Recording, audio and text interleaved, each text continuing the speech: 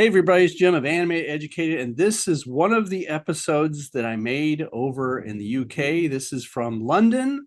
I actually got a chance to go to the Cartoon Museum with Alison Sampson, who has an exhibit there. Alison is a comic book artist. She worked on Hit Girl and Hellboy and other cartoon comic books. And anyways, yeah, we hung out together, and this is what we saw. Yeah, it's working. Okay, so in London's Cartoon Museum, and oh my gosh, it's Alison. Wow, what are you doing here? I just thought I'd come down here and see this amazing show. All right. And come in. Okay, Let's go and let's look. take a look. This is our National Museum of Amazing Cartoons. Ah. I'll get your tip.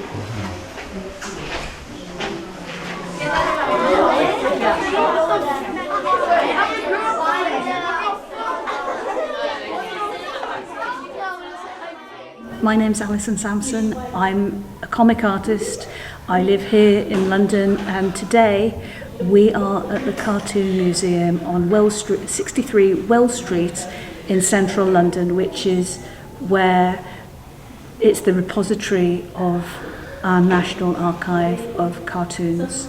And it's not just comics as we know them, it's most of it in fact is newspaper cartoons, which people are very familiar with. Even if you didn't read the newspaper, you'll know the artist, you'll know the art.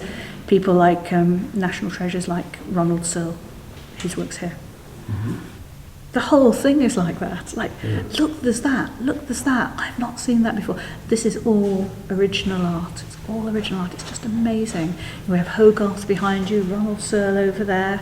Through there, we've got, cartoons from not the last century, but the one before, on their original paper. It's amazing.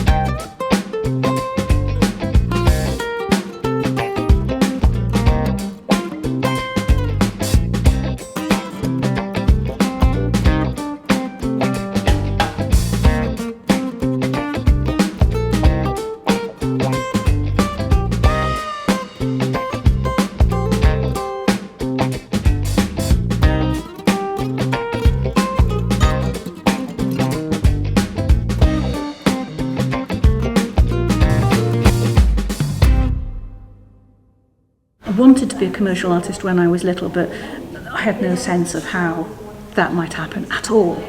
There was no path, and there was no jobs, and it wasn't really a job, it was just some kind of job I think I'd possibly made up. And so it was the height of Thatcher's influence. Everybody was very, there was a huge pressure to be professional and earn money, and also being female, you sort of wanted to do one of these difficult jobs. And I went to Cambridge and I studied architecture, and I was an architect for at least 20 years, a long time, and I was very involved with building large projects in London. If you've been to London, you will have seen my work, you will have walked through it almost certainly. So yeah, that happened. And then when I was about 41, I got made redundant, and somebody suggested I draw a comic. And I was like, what's that? What's a comic? I know, it's you have to ask. And then I did. And then it went quite well. And then I did another one. And I'm still drawing them. You've got your own wall here. Do you want to explain any of it? Yeah, no, I can explain. So there's two different bits of work here. There's some Hit Girl, which I made, which was written by Peter Milligan and published by Image Comics, I think in about 2019. And the pages here aren't sequential. This is Hit Girl with her dad, and this is Hit Girl goes to India, and all the background and stuff. She's in Mumbai, and then this is a separate page towards the end of the book where my Hit Girl is a real 12-year-old. So this is Mindy here, and she because she's drawn by a woman.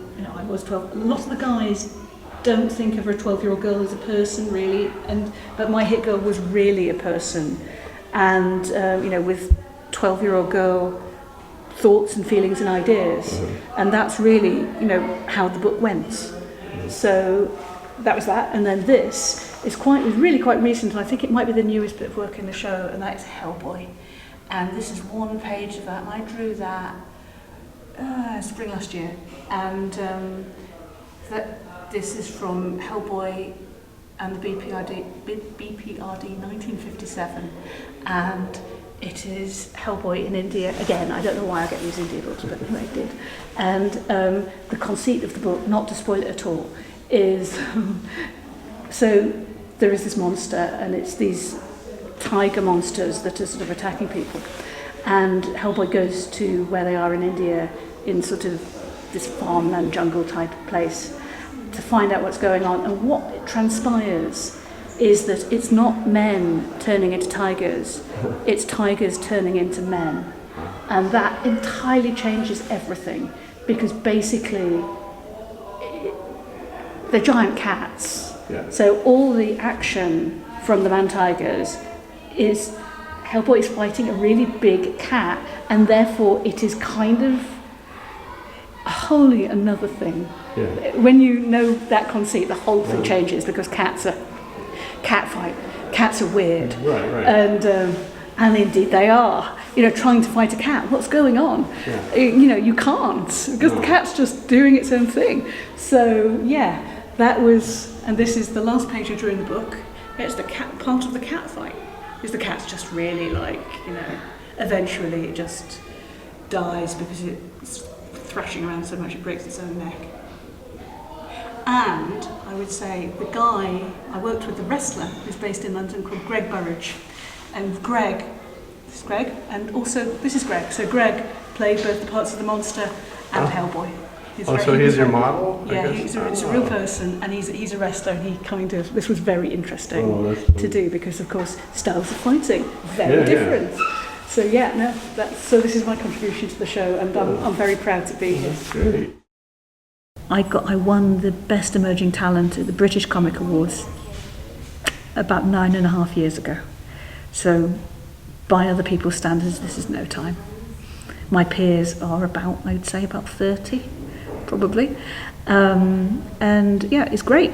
That's the best way. I know that there's many things I don't know, and there's many things I can't do, obviously, and I'm quite looking forward to getting better at things. There are many, many women in comics, but they're not necessarily where some people are looking, if that makes sense. So I'll say three things. The first one is the most obvious, and is the one I say to everybody, men and women, everybody, which is, don't wait, do it now, because there's no barriers to entry for comics. It's one of the very rare things. You don't really need skills, you don't need equipment, and the internet is right there, and you can draw stick figures, make a story with stick figures and put it online, and you're going, and you can just get better from that. And the second thing I'd say, and this is a women thing, or women and non-minorities thing, because it's not just women, it's people of colour, lesbian, gay people, loads of people, non-binary people, is that if you're not a straight white man, you're not going to get offered the opportunities that they're offered. And this is just a fact, and it's quite key to remember that it's not personal. And having just soaked up that bit of information and knowing that it's not personal, it's not about you, it's not about the quality of your work or the quality of you as a person or your skills or your stories or anything, you take that and you put it aside and then you go out and you just kill it. But when men get opportunities, don't feel bad. You may not get those opportunities, but you can do other things. For example, I've not done a great deal of work for Marvel and DC, but I've still done a lot of work, and it's good work. And this is why there are actually quite a lot of women in comics. All the book market stuff is dominated by female and non-binary storytellers, dominated by them. And there is space for you. And the third thing I'd say, and again, a really simple thing, which is save your money. It's a feast or famine arrangement, and it's a marathon, not a sprint. And you might be working very hard for a long time, and you just need to kind of just keep it going. You need to look after your health, and keep your life up, and see your friends and see your family, and take exercise. You just have to kind of get into a thing where you're very economic, but you have to continue your life. You don't just stop your life to do something which doesn't pay very much, and because that is not a good way. You'll ruin your health, and you'll resent it, and that's not what we're here for. It's happy people who read around and are interested in other stuff, make better work, and so will you. And I don't know if you're going to be able to film this. We're going to go and pester Steve Marchant and see if we can get a look in the archive. This is a very unusual experience. Wow. Thank you for showing us. So this is Yeah. this is the stuff. All the stuff. So this is the heart and core of the Cartoon Museum. Okay. Yeah. Just imagine all the stuff that's in here. Yeah, I mean, there's close to about 50, 60 pages in every box, Wow. and there's about 100 boxes. Wow. Okay. Thank you very much. Great. That's all right. It's kind of like the end of Raiders of the Lost Ark, where you just kind of see all that all those boxes, but you don't get to see what's in them. Yeah. Well, anyway, if you enjoyed this episode anyway, you can press that button right there to subscribe. And you can look down below. I've got other videos and things, or you can take a look at these here. And we'll see you next time on Animated Educated.